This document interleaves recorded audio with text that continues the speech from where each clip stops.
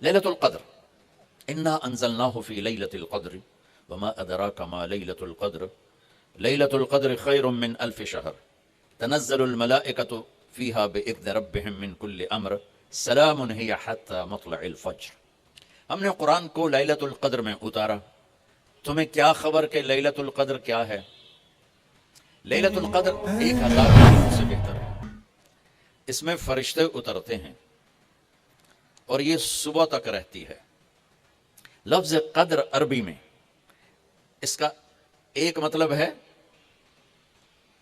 قیمت، سبحان اللہ۔ تو اللہ نے کہا میں تمہیں بتاؤں، آپ سب تاجر بیٹھے ہو، لیلۃ القدر کی قیمت کیا ہے؟ 1000 مہینوں سے بہتر ہے، 1000 مہینوں سے بہتر ہے۔ اب 1 روپے پر 1000 نفع لے سکتے ہیں؟ دنیا میں کوئی ایسا کاروبار ہے؟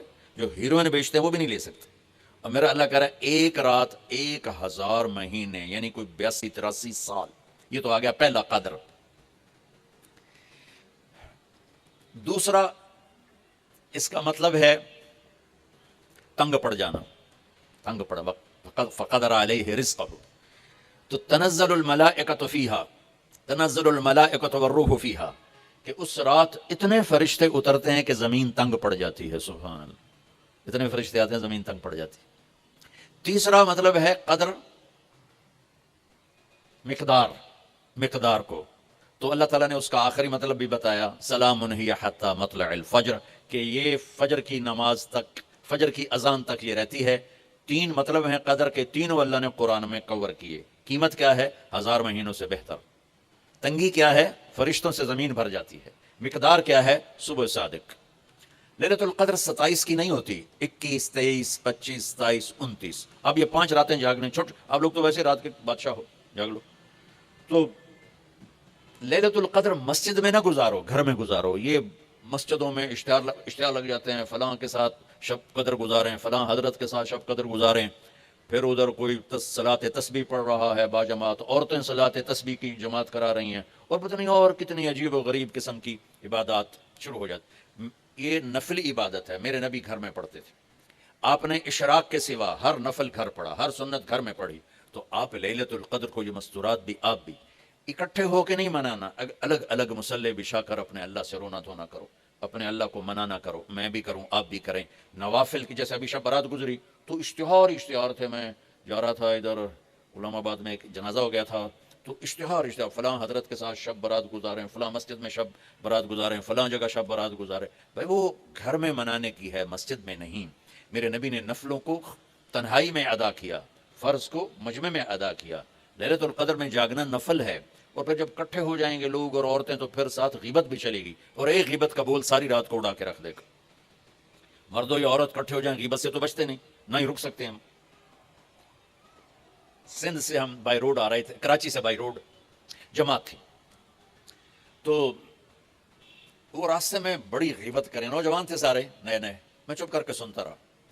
جب کوئی 2 دن گزر گیا نا تو ہمارے پاس بڑی وین تھی، میں نے کہا بچوں ایک نصیحت کرتا ہوں کہ غیبت نہ کیا کرو، مذاق کرو، ہنسا کرو، کھیڑا کرو، غیبت نہ کرو۔ تھوڑی سی میں نے اس پہ بات کی تو بڑے متاثر ہوئے، کہا جی ٹھیک ہے انشاءاللہ آئندہ بالکل نہیں کریں۔ کوئی آدھا گھنٹہ گاڑی میں سناٹا رہا، آدھے گھنٹے کے بعد ایک بولے مولانا یہ غیبت نہ کریے تو پھر گلاں کی کریے۔ یہ میرا کلچر ہے، لہٰذا عورتیں عبادت کے لیے بھی اکٹھی ہوں گی تو غیبت شروع ہوگی، مرد مسجد میں اکٹھے ہوں گے وقت ضائع ہوگا، غیبت شروع ہوگی۔ میرے بھائی بہنوں، ہر نفل کو گھر میں گزار، اپنے گھر کو بابرکت بناؤ، اپنے گھروں میں نفل پڑھو، تلاوت کرو، ذکر کرو۔ صرف اشراق کے نفل میرے نبی مسجد میں پڑھتے تھے 2 رکعت، باقی ہر نفل آپ نے مسجد میں ادا کی۔ تو یہ چند چیزیں رمضان کے متعلق میں نے عرض کی ہیں۔ اب ایک بڑی اہم بات میں آپ کے سامنے عرض کرنا چاہتا ہوں، رمضان کی دولت کسے ملے گی، رمضان کی برکات کسے ملیں گی اور کون محروم ہو جائے گا؟ آپ نے فرمایا 4 آدمی ایسے ہیں جن کی رمضان اور شب قدر میں بھی بخشش نہیں ہوتی، بس اس سے ہم اپنے آپ کو بچا لیں۔ کون ہے یا رسول اللہ؟ آپ نے کہا مدمن خمر، شراب کا عادی، کبھی کوئی پی لے توبہ کر لے، میں اس کی اجازت نہیں دے رہا ہوں، مدمن کا لفظ ہے کہ جو روزانہ شراب پیتا ہے، اس کی رمضان میں بخشش نہیں۔ حق لوالدیہ، جو ماں باپ کا نافرمان ہے، اس کی بخشش نہیں۔ قاطع الرحم، رشتہ داروں سے لڑنے والا، اس کی بخشش نہیں۔ المشاحن، دل میں بغض رکھنے والا اس کی بخشش نہیں۔ ہر وہ چیز جو میرے آپ کے لیے نقصان دہ اللہ نے حرام کر دی، ہر وہ چیز جو میرے آپ کے لیے مفید ہے اللہ نے حلال کر دی۔ سود حرام کر دیا۔ ہمارے پاکستان کی معیشت نہیں، پوری دنیا کی معیشت ڈوبی پڑی ہے، سارے ملک قرضوں پہ چل رہے ہیں، سود نے پوری دنیا کو تباہ کر دیا۔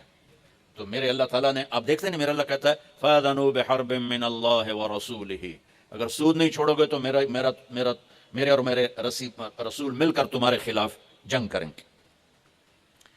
تو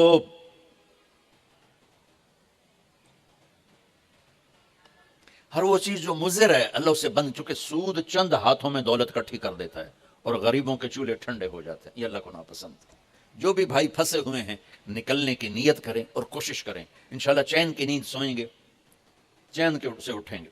ایک عبد الرحمن بن عوف کے 4 اصول بتا دیتا ہوں، سب تاجر بیٹھے ہو، اور وہ صحابہ میں سب سے مالدار ہستی تھے۔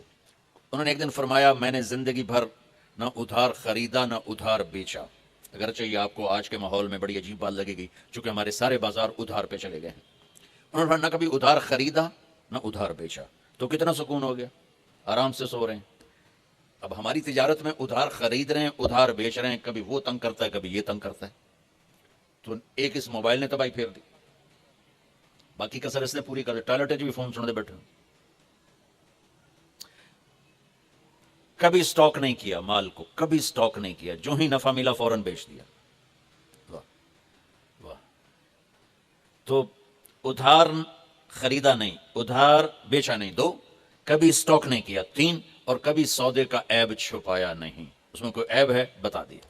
آپ اس پہ آ جائیں، آپ کو شروع میں مشکل ہوگی، اس کے ساتھ سچائی اور دیانتداری کو جوڑ دیں، اللہ کی قسم آپ کا سوتر منڈی جانا بھی عبادت بن جائے گا، آپ کا مل میں جانا بھی عبادت بن جائے گا اگر آپ اپنے تجارت کے ساتھ سچائی اور دیانتداری کو لے آتے۔ پھر اللہ تعالیٰ نے اس میں غریب آدمی کی کہ روزے اچھے گزر جائیں، عید اچھی گزر جائے، اس کے لیے اللہ تعالیٰ نے صدقہ فطر رکھا ہے۔ ہم اسے عید کے ساتھ جوڑ دیتے، پہلی رمضان سے دینا چاہیے تاکہ غریب اپنا کوئی روزہ تو رکھ سکے، پہلی رمضان سے 29 رمضان تک جب مرضی دے دیں، اور اگر وہ فطرانہ ادا نہیں کرتا تو اس کے روزے اس کے سر کے اوپر سے بھی نہیں جاتے، وہیں کھڑے رہتے ہیں۔ اور عام طور پر یہاں اخبار میں ٹی وی پر گندم کے لحاظ سے آتا ہے 2 سیر کنک دے دو، وہ تھوڑے سے پیسے ہیں، 100-200 روپے ہے۔ میں آپ کو آپ سب مالدار لوگ بیٹھے ہیں، میں آپ کو اپنے نبی کا صدقہ فطر بتاتا ہوں کہ آپ کیا دیتے تھے۔ آپ کشمش دیتے تھے، کھجور دیتے تھے، جو بھی دیے ہیں۔ تو کشمش 3 کلو، بازار میں 3.5 کلو، بازار میں جا کے پوچھیں جو سب سے اچھی کشمش ہو یا پھر درمیانی، گھٹیا نہیں درمیانی اور سب سے اچھی، وہ پتہ کرے وہ کتنی ہے، 1000 روپے کلو ہے، 1500 روپے کلو ہے۔ آپ کے گھر کے 4 افراد ہیں تو ایک گھر سے 6000 روپیہ غریب کو جائے گا۔ آج تو 6000 میں ایک ہفتہ نہیں گزرتا۔ تو اب سب سے عرض کرتا ہوں ویسے بھی خیرات کریں، افطاریاں کروائیں، اور صدقہ فطر کشمش کے حساب سے دیں۔ یہ آپ سب بھائی بہنوں کی خدمت میں گزارش ہے۔ اللہ نے آپ کو رزق دیا، خرچ کریں، یہی آپ کے ساتھ جائے گا، باقی سارا ادھر ہی رہ جائے گا۔